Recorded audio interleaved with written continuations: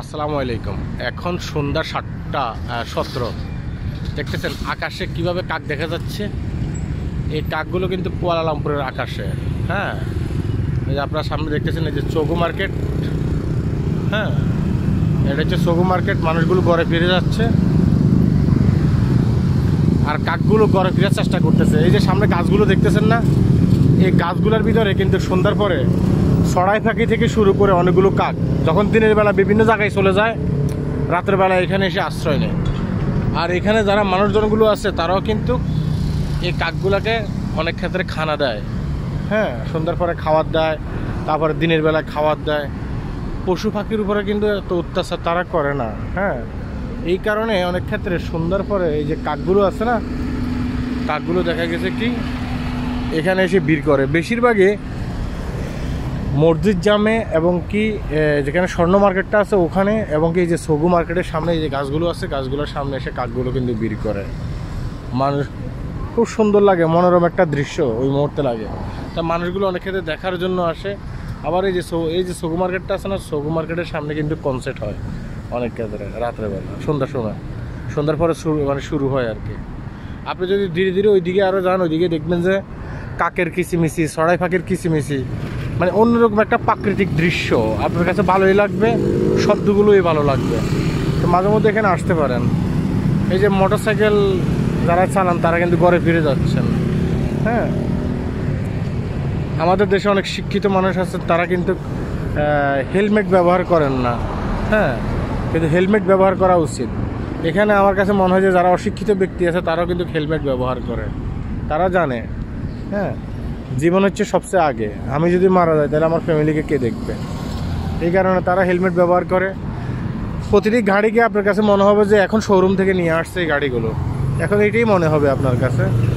হ্যাঁ, প্রতিটি গাড়ি নতুন। আর আমার দেশের গাড়িগুলোর ভিতরে ফিডে ফিডে গাড়িগুলোর অবস্থা খারাপ করে ফেলা হয়। মনে হয় যে কয়েকশো বছরের পুরনো গাড়ি এই মুহূর্তে জাদুঘর থেকে নামানো হয়েছে। হ্যাঁ, এখানে গাড়িগুলো দেখেন। আমাদের দেশের ঘর আমরা যেভাবে সাজিয়ে রাখি, এই শহরটাকে তারা এইভাবে সাজিয়ে রাখে। হ্যাঁ, এই শহরটাকে তারা এইভাবে সাজিয়ে রাখে। এই শহরটা অনেক সুন্দর একটা শহর। এই কারণে এইসব দেশে পর্যটকগুলো আসে, বিভিন্ন দেশ থেকে পর্যটক এখানে আসে। এসে তারা কিন্তু আপনার অনেক টাকা ব্যয় করে যায় এখানে। এই দেশের অর্থনৈতিক সচ্ছল, অর্থনৈতিকের চাকা কিন্তু এইভাবে ঘুরে। বেশিরভাগ অর্থনৈতিকের চাকা এইভাবে পর্যটকদের কারণে কিন্তু মানে অর্থনৈতিক চাকা বদলে গেছে এই দেশের। হ্যাঁ, এশিয়া মহাদেশের ভিতরে দ্বিতীয় ইউরোপ বললেই চলে এই দেশটাকে। খুবই সুন্দর একটা দেশ।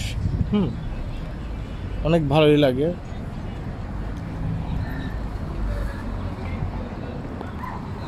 এই শহরের আরেকটা মজার কাহিনী আপনাকে বলি। আপনি রাস্তায় দাঁড়িয়ে প্রস্রাব করতে পারবেন না, রাস্তায় দাঁড়িয়ে বসে আপনি প্রস্রাব করতে পারবেন না। আপনাকে যে কোনো মানুষ যে কোনো জায়গা থেকে এসে আপনাকে জিজ্ঞাসাবাদ করবে, কেন তুমি রাস্তায় দাঁড়িয়ে প্রস্রাব পায়খানা করতেছো, আপনাকে কিন্তু জিজ্ঞাসা করবে। হ্যাঁ, শুধুমাত্র রাস্তায় দাঁড়িয়ে প্রস্রাব পায়খানা করতে পারবে ওই ব্যক্তিগুলো, যে ব্যক্তিগুলোর হিতাহিত কোনো জ্ঞান নেই, একটু মাথার সমস্যা আছে। এই ব্যক্তিগুলো, কোনো সুস্থ মানুষ পারবেন না। আপনি এখানে যতগুলো দোকান আছে, যতগুলো মার্কেট আছে, আপনি যদি প্রস্রাব পায়খানা ধরে তাহলে কিন্তু আপনি এই প্রস্রাব পায়খানা করার জন্য এই দোকানগুলোতে আপনি যেতে পারবেন। হ্যাঁ, কিংবা এই মার্কেটগুলোতে আপনি যেতে পারবেন। আপনারা মানে তারা আপনাকে টয়লেটে ঢোকার জন্য তারা আপনাকে ফোর্স করবে না, কেন টয়লেটে ঢুকতেছেন। তারা আপনাকে টয়লেটে মানে তারা বাধ্য। হ্যাঁ, আপনি যখন বলবেন আমি টয়লেটে যাব, তারা বলবে যে হ্যাঁ যান। তারা কিন্তু বাধ্য আপনাকে এটা বলার জন্য। কিন্তু আমার বাংলাদেশে দেখেন ফুটপাতে দাঁড়িয়ে অনেকে প্রস্রাব পায়খানা করে। ঢাকা শহরে অনেক শিক্ষিত ব্যক্তি আছে, অফিস থেকে যাচ্ছে রাস্তার ফুটপাতে দাঁড়িয়ে প্রস্রাব করে দিচ্ছে। হ্যাঁ, এরকম অনেক আছে। তো কেন? কারণ ঢাকা শহরের এই যেসব মার্কেটগুলো আছে, সেসব মার্কেটগুলোর ভিতরে অনেক ক্ষেত্রে প্রস্রাব পায়খানার কোনো ব্যবস্থা করে না। আর করলেও মানে সাজ দরে অনেক বেশি। হ্যাঁ, টয়লেট করতে 10 টাকা 15 টাকা লাগে। হ্যাঁ, আবার দেখা গেছে প্রস্রাব করতে 5 টাকা লাগে। তো এখানে কিন্তু আপনাকে তারা কিন্তু টয়লেট করতে দিতে বাধ্য। হ্যাঁ, এই কারণে রাস্তা ফুটপাতে কেউ প্রস্রাব পায়খানা করে না। দেশটা খুবই সুন্দর একটা দেশ। হ্যাঁ, উপভোগ করার মতো একটা দেশ। হ্যাঁ, সবাই ভালো থাকবেন। আল্লাহ হাফেজ।